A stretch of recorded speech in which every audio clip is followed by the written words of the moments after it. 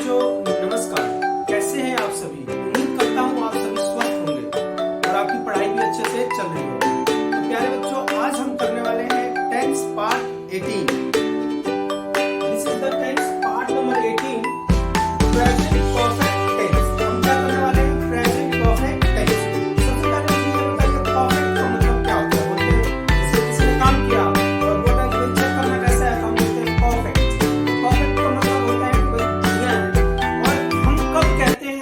जब काम कोई फिनिश करता है और हाल में ही उसी समय हम उसको बताते हैं। तो वहीं से बस आप अनुमान लगा लीजिए, आप कनेक्ट कर सकते हैं कि प्रेजेंट परफेक्ट टेंस का मतलब क्या होता है कि कोई काम प्रेजेंट में ही फिनिश हो चुका है। समझ में आ गई बात?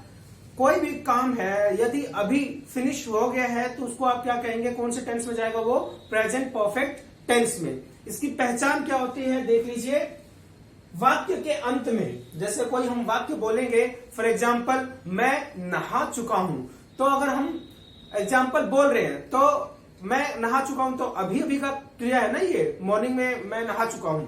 तो वाक्य के अंत में क्या आता है? चुका है, चुकी है, चुके हैं, ए है, ई है, वह दिल्ली गई है, ठीक है, या है, आ है, ये है।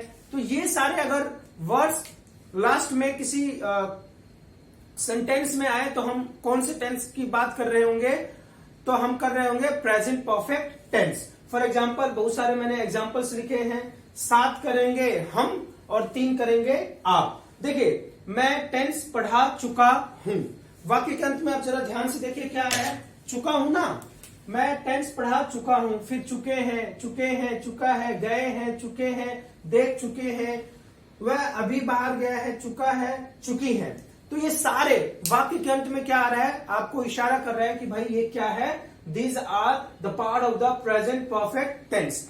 सबसे पहले देखते हैं रूल क्या होता है। Rule, subject. सब्जेक्ट क्या होता है? जो काम को करता है। It can be any noun, कोई भी नाउन हो सकता है, ठीक है ना। इट इज नॉट नेसेसरी कि भाई आप नाम से ही नाउन को जानते हैं। नाउन कुछ भी हो सकता है, किसी प्लेस का भी नाम हो सकता है, किसी वस्तु का भी नाम हो सकता है। जो नाउन के पार्ट्स होते हैं वो सारे नाउन में ही आते हैं।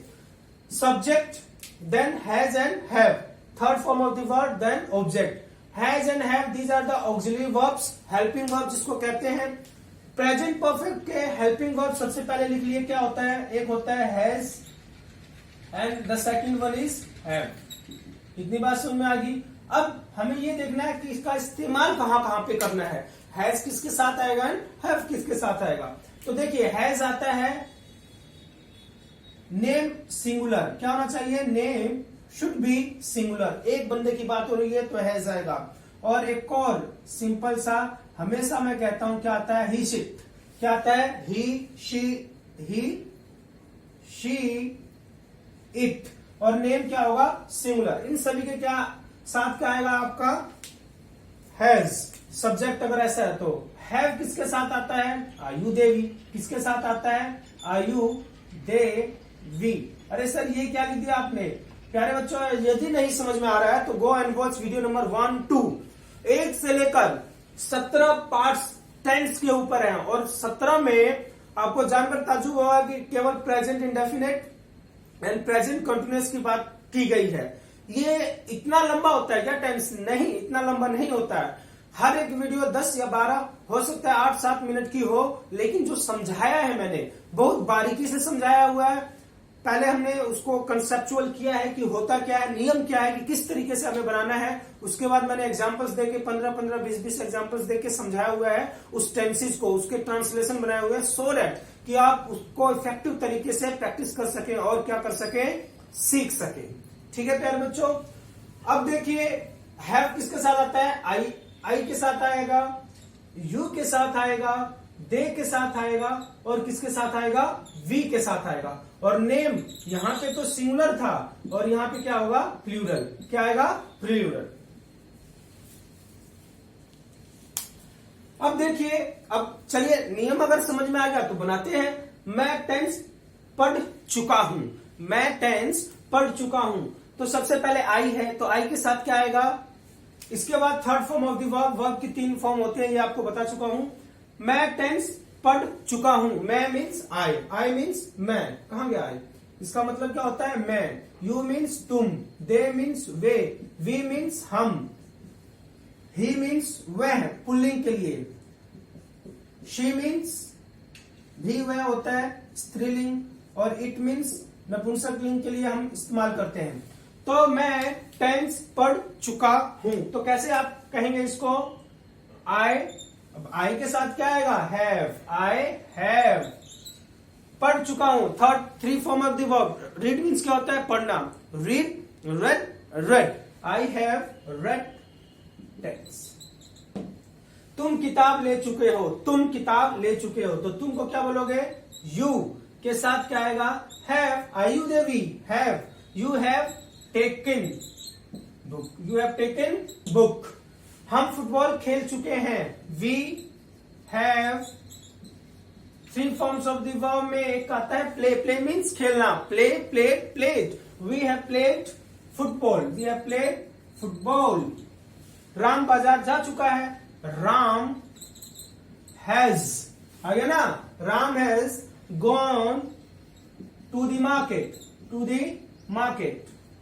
वे ग्राउंड में गए हैं, गए हैं, ए हैं, आ गया ना, they have gone to the ground या इन द ग्राउंड, वे अपना काम कर चुके हैं, they have finished their work. Ram और रोहित मूवी देख चुके हैं, राम एंड रोहित क्या आएगा जरा बताइए तो, राम एंड रोहित। प्लूरल हो गया, प्लूरल के साथ क्या आएगा, have, Ram and Rohit have seen movie. वह अभी बाजार गया है, इसका आपको बनाना है, सूरज उग चुका है, इसको भी बना के आपको कमेंट बॉक्स में लिख देना है। गीता गाजर का हलवा बना चुकी है, ठंडी का मौसम है, गाजर का हलवा खाइए और मस्त रहिए। तो गीता गाजर का हलवा बना चुकी है, ये कैसे आप बोलेंगे, तो फॉर एग्जाम्पल गीता अपनी मम्मी से कहती है कि मम्मी मैं गाजर का हलवा बना चुकी हूं, तो इंग्लिश में कैसे बोलेंगे, मम्मी आई हैव, मेकिंग आएगा या कुकिंग आएगा, I have, sorry I have verb की थर्ड फॉर्म आएगी, आई हैव कुक्ड आएगा या I have made.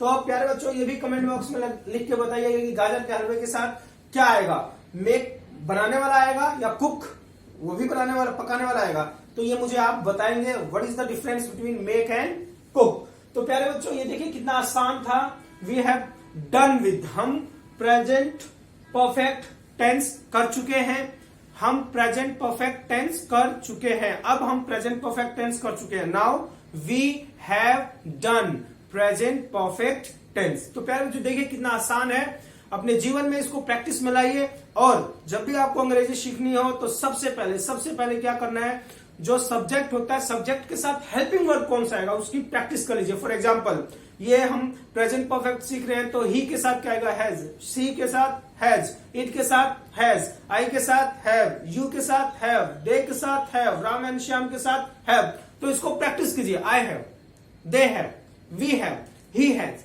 She has, it has. तो इस तरीके से आप बोलने की प्रैक्टिस कीजिए और यकीन मानिए आप धीरे धीरे इंग्लिश सीख जाएंगे। बस मेरा कहना मानिए और नोट्स बनाते रहिए, सीखते रहिए, प्रैक्टिस करते रहिए, और इन तीनों का कमेंट बॉक्स में जवाब जरूर दीजिएगा। टिल देन टेक केयर, खुश रहिए, नमस्कार।